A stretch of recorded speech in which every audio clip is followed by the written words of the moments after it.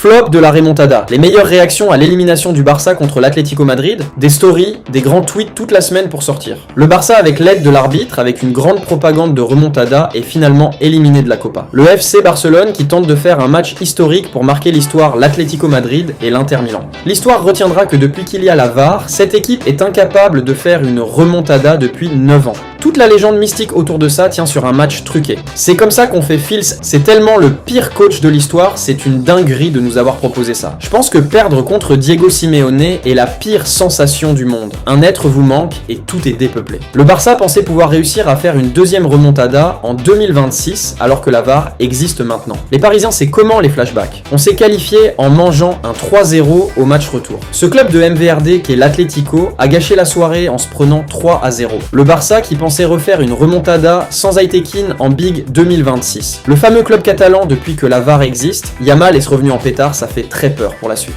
Quand t'es neutre en regardant un match de foot. Mon club est en crise mais le Barça n'a pas réussi sa remontada. Yamal voulait un penalty, donc à la Masia on apprend à simuler aussi. 90 minutes au Spotify Camp Nou, c'est pas assez long du coup. Lamine Yamal dans les grands rendez-vous cette saison, 0 goal plus assist contre le Real Madrid. 0 goal plus assist contre le PSG, 0 goal plus assist contre Chelsea, 0 goal plus assist contre Atlético Madrid, x2.